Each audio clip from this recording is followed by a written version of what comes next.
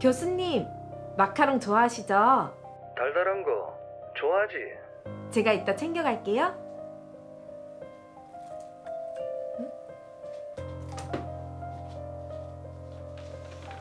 이게 뭐지? 내가 상간녀? 손해배상 청구? 어림도 없지.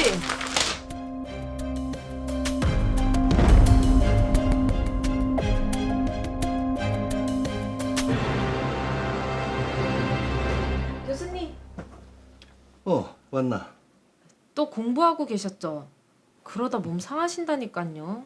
뭐 매일 하는 게 공부인데 뭐. 그러지 말고 이것 좀 주세요. 교수님이 좋아하시는 홍삼이에요. 이야, 내 생각해 주는 거는 지영이밖에 없다니까. 사모님 계시잖아요.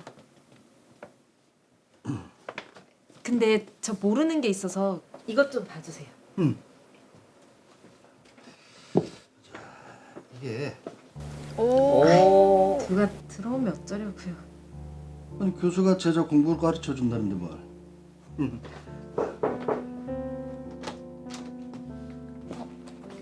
교수님, 영지가 무슨 일이지? 오늘 연구 논문 피드백 해주신다고 하셔가지고. 그랬지. 거기 좀 앉아. 네. 자, 지영이는 나중에 다시 이야기하자. 네.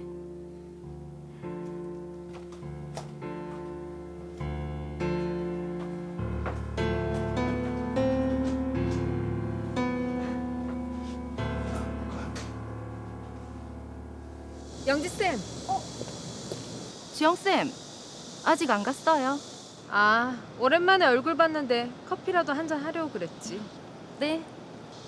그나저나 최준호 교수님 멋지지? 논문 지도도 잘해주시고 깔끔한 성격이시잖아요. 그지? 나도 그런 점이 너무 마음에 들어. 교수님이랑 같이 있으면 정말 행복하다니까. 교수님이랑 또 데이트하고 싶다. 언니, 교수님이랑 많이 친하신가 봐요? 나 교수님 아들이랑 같이 피트니스도 다니고 그래. 아들이랑요? 나보고 이모라고 부르거든.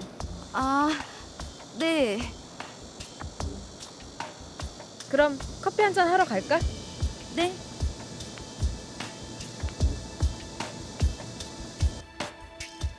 됐다.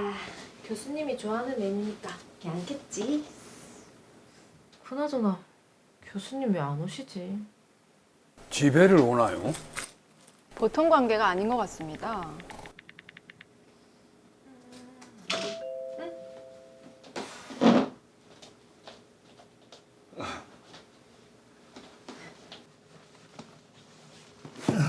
교수님 왜 이리 늦으셨어요? 이거 사느라고. 빈손으로 오셔도 되는데. 지영이 집들인데 그냥 올 수가 있나? 감사해요. 배고프시죠? 어서 드세요. 이야, 이 전부 내가 좋아하는 메뉴로 다 차렸네. 그럼요. 사랑하는 교수님이 오시는데 당연하죠. 빨리 드세요.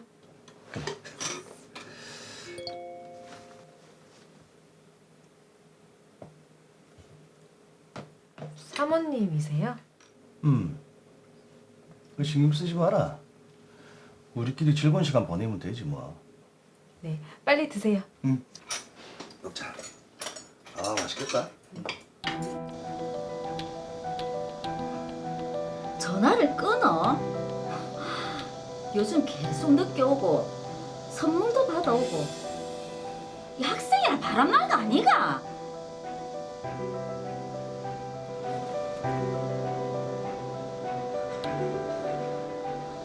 내가 오늘은 반드시 증거를 잡고야 말겠다.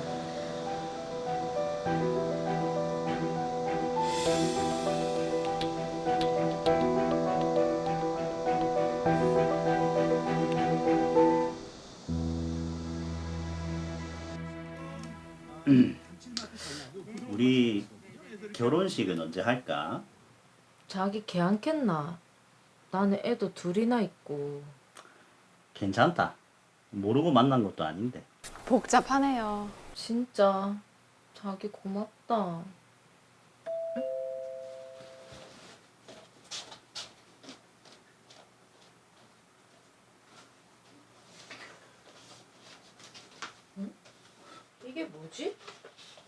그게 뭔데? 글쎄. 상간녀? 손해배상 청구? 상간녀? 내 모르게 바람 폈나? 아니다. 바람이 아니고 바람이 아니고 뭐? 사실은 대학원 교수님이 교수님이? 감히 내 여자친구를 건드려. 울지 마라. 우리도 고소하자. 업무상 위력에 의한 간음죄로. 그거 뉴스에 많이 나오대. 어디 교수랍시고 함부로 학생을 건드리노? 자기야, 내 무섭다. 걱정 마라. 내 아는 변호사 있다. 내가 거기 물어볼 테니까 니는 있는 그대로 증언만 해라.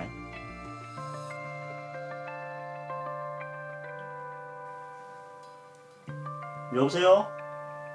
거기 로이어 로펌이죠? 네, 저 남자친구는 업무상 위력에 의한 간음이다라고 얘기를 하는데 또 지영 씨의 행동을 보면 그게 아닌 것 같고 법적 판단이 필요해 보이는 그런 상황이에요. 그렇죠. 예. 일단은 먼저 해결을 위해서 사건부터 정리를 한번 해보도록 하겠습니다. 대학원 박사과정에 있던 오지영 씨는 박사과정 지도교수인 최준호 씨와 약 2년간 불륜 관계를 맺어왔습니다. 하지만 이를 알게 된 최준호 씨의 아내 김민지 씨가 남편과 이혼을 하면서 상간녀 손해배상 소송을 제기하죠. 네. 오지영 씨의 남자친구가 이 사실을 알게 되자 오지영 씨는 업무상 위력에 의한 간음이라고 호소했고, 이 말을 믿은 남자친구는 오지영 씨의 이름으로 지도교수였던 최준호 씨를 고소한 사건입니다. 자, 이 사건이 좀 복잡해질 것 같습니다. 자, 이 사건은 더 로이어의 정리 요청을 맡고 계신 우리 황준선 변호사님, 어떻게 보셨습니까? 예, 이 사건은 남성과 여성 사이에 사회적 지위의 우열이 있는 경우에 성범죄의 판단이 얼마나 어려운지를 잘 보여주는 사례입니다. 네. 예, 추가적으로 무고죄와 관련된 쟁점도 있습니다. 그래서 증거와 상황들을 꼼꼼하게 좀 짚어볼 필요가 있는데요. 제가 잘 정리를 해서 해결해 드리도록 하겠습니다.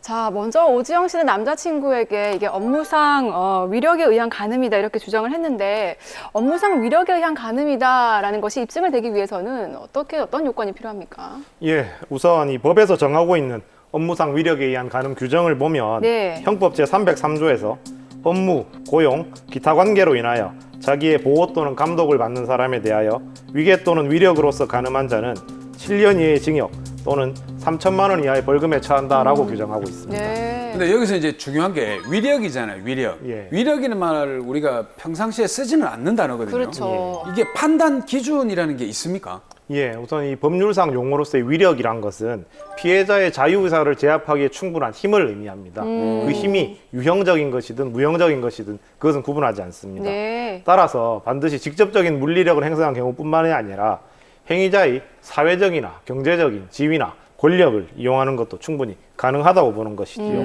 이 위력을 행사한 것으로 볼 수 있는지 여부는 행위자의 지위나 피해자의 연령, 그리고 행위자와 피해자의 관계, 그리고 그 행위에 이르게 된 경위, 구체적인 행위, 범행 당시의 정황 등 재반 사정을 종합적으로 고려해서 판단을 하게 됩니다. 자, 그런데 이 업무상 위력에 의한 간음과 그 그루밍 수법이라고 하죠. 좀 길들이기를 통해서 성범죄를 저지르는 것을 말하는데 이 두 가지를 좀 구분하는 게 쉽지가 않다고 하더라고요. 이영진 변호사님께서 좀 말씀해 주시겠어요?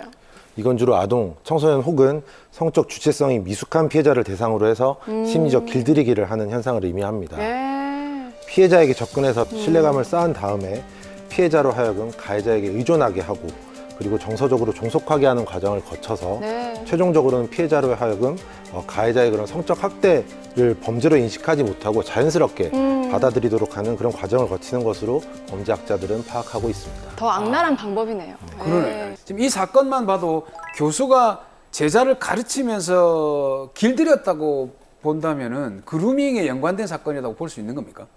제가 볼 때 이 사건은 그루밍이라고 보기는 조금 힘들 것 같습니다. 추가적으로 조사를 좀 해보니까 오지영 씨는 당시 만 38세로서 이미 결혼을 했던 경험도 있고 네. 슬하에 10대 자녀 2명을 키우고 있었습니다. 즉 그 나이에 경험했을 법한 일들을 모두 경험하신 정상적인 사회인이셨던 거지요. 게다가 대학교를 졸업하고 대학원에서 박사과정을 밟고 계신 고학력 여성이었다는 점을 감안할 때 네. 그루밍에서 상정하는 좀 성적 주체성이 부족한 사람으로 보기에는 힘들 것 같습니다. 야, 그러면 이 두 사람과의 관계를 종합적으로 봤을 때는 이건 좀 그루밍이 아니면 어떻게 정리를 해야 될까요? 예, 이 오지영 씨와 최 교수는 단순히 학위 지도의 범위에서만 관계를 맺어온 것이 아니고 학교 외에서도 계속해서 연락을 주고받고 산책이나 운동 등의 취미 활동도 함께 하였습니다. 네. 게다가 이 오지영 씨는 최 교수의 아들과도 긴밀한 관계를 유지해 왔다라고 하죠. 함께 뭐 운동을 할 정도로 말이죠. 그러니까 뭐 강압적이거나 뭐 강제적인 그런 정황은 없었다는 거네요, 그렇죠? 예, 그렇습니다. 예. 오히려 이 두 사람 사이의 문자 메시지를 보면 애정 표현도 자주 할 만큼 친근하게 대화를 나누고 있습니다. 네. 이 수시로 오지영 씨가 두 사람 사이의 관계에 대해서 만족감이나 행복감을 표현한 사실이 있고요. 그 사실을 주변에 알리기까지 했습니다. 이러한 정황으로 봤을 때 그 오지영 씨가 감정적으로 취약한 상태에서 최 교수에게 정서적으로 종속되어 있다거나 또는 뭐 최 교수가 오지영 씨에게 절대적인 영향력을 행사하는 그런 관계로 보기는 좀 힘들 것 같습니다. 네. 자, 그럼 다시 이제 사건으로 돌아와서 오지영 씨 측은 업무상 위력에 의한 간음으로 고소를 하겠다 이랬는데 이 법적 좀 판단이 어떻겠습니까? 예, 뭐 성범죄이기 때문에 형사사건으로 일단 진행이 될 텐데요. 예. 제가 보기에는 불기소 처분, 즉 검찰이 기소를 하지 않을 가능성이 높아 보입니다. 그리고 만약 기소가 된다고 해도 무죄 판결이 날 것으로 예상이 됩니다. 아니 그럼 이제 검찰이 기소조차도 하지 않는다라는 얘기는 사건이 성립하지 않는다라고 봐도 되는 건가요? 예, 뭐 그럴 여지가 있어 보입니다. 이 보통 성범죄의 경우에 되게 직접적인 증거가 있는 경우가 좀 드물고 두 사람만이 아는 내밀한 문제인 경우가 많기 때문에 성범죄를 입증하기 위해서는 피해자 진술의 일관성과 구체성이 매우 중요합니다. 네. 그래서 제가 조금 더 자세히 조사를 해봤는데요. 이 사건에서는 피해자라고 주장하는 오지영 씨의 진술 가운데 범죄 시기에 관한 진술이 오류가 좀 있었습니다. 그 오지영 씨는 처음 수사 과정에서 처음 성폭행을 당한 날이 사망한 남편의 기일이어서 정확하게 기억을 한다고 진술을 했었습니다. 그런데 조사 결과 그날로부터 불과 일주일 뒤에 최 교수를 집에 불러서 집들이와 파티를 한 사실이 발각이 되었습니다.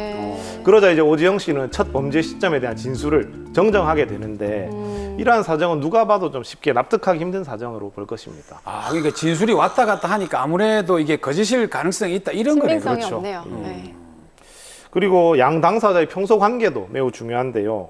두 사람이 주고받은 문자 내용이나 주변 사람들의 증언 그리고 각자의 가족들끼리도 이렇게 친하게 지낸 두 사람 사이의 관계를 볼 때 한쪽이 한쪽을 일방적으로 제압해서 성범죄를 했다고 보기에는 좀 어려운 사정이 있는 것 같습니다. 맞아요. 또 화면 보니까 애정 표현이 좀 거침이 없더라고요. 예, 그렇기 때문에 이 오지영 씨의 주장을 검찰이나 법원에서 받아들이기는 좀 힘들 것으로 보입니다.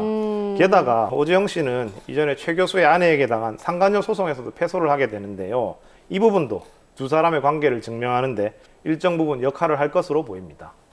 자, 그럼 교수인 최준호 씨는 업무상 위력에 의한 간음이 아니다 이렇게 법적 판단을 받을 수 있다는 건데, 자, 그렇다면 최준호 씨가 오지영 씨를 상대로 무고죄로 좀 고소를 할 수 있는 그런 상황 아니겠습니까? 예, 이 원칙적으로 성범죄는 고소한 내용이 증거 불충분으로 기소가 되지 않았다고 해도 바로 무고죄가 성립하는 것은 아닙니다. 이 성폭행을 당했다고 고소를 하였지만 증거가 불충분하거나 해서 기소가 되지 않거나 무죄 판결이 났다고 해도 별도로 무고죄가 성립하려면 이 신고인이 객관적으로 허위인 사실을 신고했다는 사실이 또 명백하게 입증이 되어야 되기 때문이죠. 즉 고소 사실의 진실성을 인정할 수 없다는 소극적인 증명만으로는 곧 고소 사실이 객관적으로 허위라는 점이 인정되는 것은 아니기 때문에 바로 무고죄의 성립을 인정할 수는 없습니다. 네. 여기 지금 사건을 보면 오지영 씨는 진술도 약간 왔다 갔다 하는 상황이고 맞아요. 명백히 봐도 드라마를 보면 불륜 같은 느낌이 나거든요. 맞아요. 이 정도면은 무고죄가 돼야 되는 거 아닙니까? 예, 제 생각도 그렇습니다. 다만 이 비슷한 사건의 판례를 보면 무고죄 인정을 장담하기는 좀 힘들 것 같습니다. 이와 좀 비슷한 사례가 있었는데요. 심리학과 교수와 제자 사이에서 발생했던 일이었습니다. 1심과 2심에서는 모두 무고죄가 인정이 되었는데 대법원에서 최종적으로 무고죄에 대해서는 무죄가 인정되었습니다. 어떤 부분에서 무죄로 인정이 됐을까요? 여성이 자신의 주관적인 감정을 다소 과장한 것에 불과하다고 볼 수 있기 때문에 이를 객관적으로 허위 사실을 신고한 것으로는 볼 수 없다라고 판단한 것입니다. 자, 그럼 마지막으로 지금도 이제 말 못할 성범죄로 인해서 고민하고 계신 분들을 위해서 좀 조언 한마디 해주시죠. 예, 이 성범죄는 가장 큰 특징이 두 사람밖에 알 수 없는 상황에서 많이 이루어진다는 것입니다. 그리고 범죄의 성립에 피해자의 의사가 가장 중요하기 때문에 객관적으로 판단하기도 쉽지가 않습니다. 따라서 성범죄를 당하신 분이거나 억울하게 성범죄자로 누명을 쓰신 분이 계시다면 반드시 사건 초기에 변호사와의 상담을 통해서 준비하시기를 제가 제안을 드립니다. 네. 이게 첫 조사부터 마지막 재판 과정까지 일관된 진술을 하고 설득력 있는 상황 설명을 하는 것이 필수적이기 때문이죠. 또한 아주 사소한 정황 증거라도 놓치지 않도록 꼼꼼하게 사실관계를 재구성해 봐야 됩니다. 억울하다는 본인의 감정적인 호소만으로는 오히려 일을 그르치기 쉬운 것이 이 성범죄에 대한 대응이기 때문에 반드시 전문가의 도움을 받아서 치밀하게 대처하시기 바랍니다.